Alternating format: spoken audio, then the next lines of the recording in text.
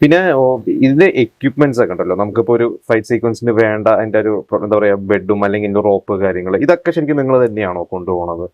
നിങ്ങളുടെ കയ്യിൽ ഇത് ഉണ്ടാവുമോ അതോ എപ്പോഴും സ്റ്റോക്ക് ഉണ്ടാവുമോ നിങ്ങൾ?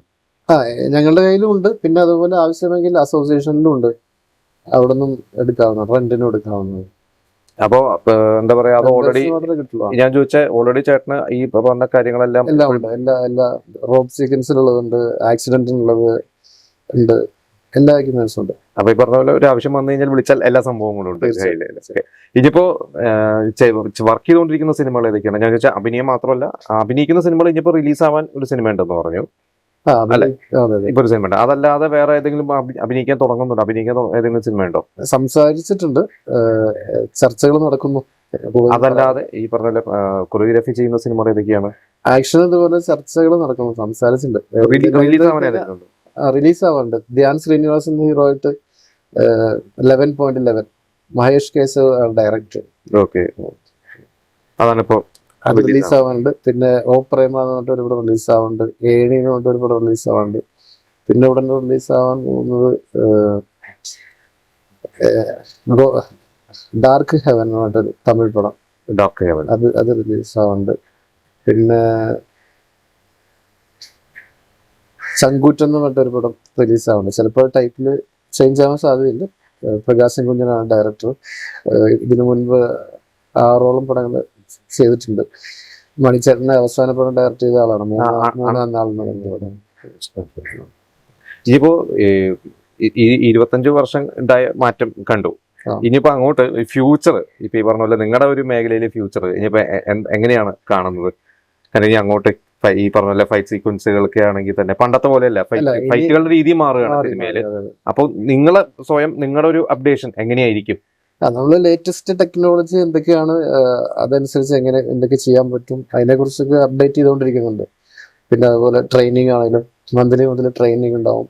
അതൊക്കെ വെച്ചിട്ട് അസിസ്റ്റന്റൊക്കെ വെച്ച് ട്രെയിനിങ് നോക്കി പുതിയ പുതിയ കാലഘട്ടത്തിൽ വരുന്ന രീതിയിലുള്ള സംഭവങ്ങളൊക്കെ പ്ലാൻ ചെയ്ത് അതിനെക്കുറിച്ച് കൂടുതൽ നമ്മൾ പ്രാക്ടീസ് ചെയ്തുകൊണ്ടിരിക്കും. ഇതല്ലാതെ ഇനി വേറെ ഡയറക്ഷനോ അങ്ങനെ എന്തെങ്കിലും അതൊന്നും താല്പര്യമില്ല. ഡയറക്ഷനൊക്കെ ചെയ്യണമെങ്കിൽ എപ്പോഴോ ചെയ്യാറുണ്ട്, പക്ഷെ നമുക്ക് അതിനോടും താല്പര്യമില്ല. കാരണം സ്റ്റണ്ട് താല്പര്യമില്ലാത്തതുകൊണ്ടാണ്, അതൊരു റിസ്ക് എടുക്കാൻ പറ്റാത്തതുകൊണ്ടാണ്, ആ ഒരു ടെൻഷൻ താങ്ങാൻ പറ്റാത്തതുകൊണ്ടാണ്. അതിനേക്കാൾ ടെൻഷനിലാണ് ആക്ഷൻ കൊറിയോഗ്രാഫി. അതുകൊണ്ട് അല്ല, മറ്റേതൊരു സിനിമയുടെ മുഴുവനും ഉത്തരവാദിത്വം വരാണോ? അല്ലാതെ ഞാൻ ചോദിച്ചു, ഓൾറെഡി ഈ ഒരു ഉത്തരവാദിത്വം ഉള്ളത് കൊണ്ട് അതും കൂടി വേണ്ടാന്ന് വെച്ചിട്ടാണോ? അതിനേക്കാൾ എനിക്ക് പാഷൻ ഇതാണ്, ആക്ഷൻ കൊറിയോഗ്രാഫി. അതുകൊണ്ട് ഈ ഇതിലോട്ട് സാഹചര്യം കിട്ടുമ്പോൾ ആക്ടിങ് നോക്കാറുണ്ട്. ഇപ്പൊ ഈ നേരത്തെ പറഞ്ഞ പോലെ മലയാളികൾ കുറവാണ് എന്ന് പറഞ്ഞു ഈ ഫീൽഡിലോട്ട്. ഇനിയിപ്പോ ഇതിലോട്ട് വരാൻ താല്പര്യമുള്ളവരോട് പറയാൻ എന്താണ്? മലയാളികളല്ല, ഏത് ഭാഷയായാലും ഞാൻ ചോദിച്ചാൽ എന്താണ് ശരിക്കും നമുക്കൊരു ബേസിക് ക്വാളിറ്റി വേണ്ടത്? ഫിസിക്കൽ ഇത് തന്നെയാണ്. ഫിസിക്കൽ മെയിൻ ആണ്. പിന്നെ അതുപോലെ മെയിനായിട്ട് ഈ സിസ്റ്റം ഫോളോ ചെയ്യണം. ആക്ഷൻ കൊറിയോഗ്രാഫി ഫിലിം ഇൻഡസ്ട്രിയിൽ അതിനൊരു സിസ്റ്റം ഉണ്ട്, അത് ഫോളോ ചെയ്യണം. സിസ്റ്റം ഉദ്ദേശിച്ചത് അതായത് അതിനൊരു ഒന്ന് ഡെഡിക്കേഷൻ വേണം, പിന്നെ പഞ്ച്വാലിറ്റി വേണം, പിന്നെ അതുപോലെ ട്രെയിനിങ് അറ്റൻഡ് ചെയ്യണം. ഇതൊക്കെ ഫോളോ ചെയ്ത് ഡെഡിക്കേറ്റ് ആയി വരുന്നവർക്ക് മാത്രമേ ശരിക്കും ലൈഫുള്ളൂ. അല്ലാതെ ഒരു 2-3 സിനിമ കഴിഞ്ഞാൽ പോകും. ഇപ്പൊ ഈ പറഞ്ഞ പോലെ ഫൈറ്റ് സീക്വൻസുകളൊക്കെ ചെയ്യാൻ വരുമ്പോൾ ഓൾറെഡി ചിലപ്പോ ഈ ഷൂട്ട് തുടങ്ങുന്നതിന് കുറച്ച് ദിവസം മുമ്പായിരിക്കും അറിയുന്നത്, വിളിക്കുന്നത്, ഇങ്ങനെ വരുന്നത്. അപ്പോ ഇപ്പൊ സപ്പോസ് ഞാൻ പറയുകയാണെങ്കിൽ ഇപ്പൊ ഒരു ഹീറോ ആ ദിവസമായിരിക്കും രാവിലെ എത്തുന്നത്, നിങ്ങളുടെ ആർട്ടിസ്റ്റുകളും ചിലപ്പോൾ ആ ദിവസമായിരിക്കും എത്തുന്നത്.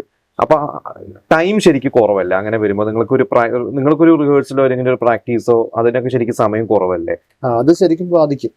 അതുകൊണ്ട് മാക്സിമം നമ്മളൊരു 2-3 ഡേയ്സോ അല്ലെങ്കിൽ 1 വീക്ക് മുൻപ് തന്നെ ഒരു മീറ്റിംഗ് അറേഞ്ച് ചെയ്ത് അതുപോലെ ഒരു റിഹേഴ്സൽ, ഫൈനൽ റിഹേഴ്സലൊക്കെ ഒന്ന് നോക്കാറുണ്ട്. ഇത് മെയിൻ ആർട്ടിസ്റ്റുകളെയും കൂടി വെച്ചിട്ട് അവർ പക്ഷെ അവൈലബിൾ ആവണ്ടേ?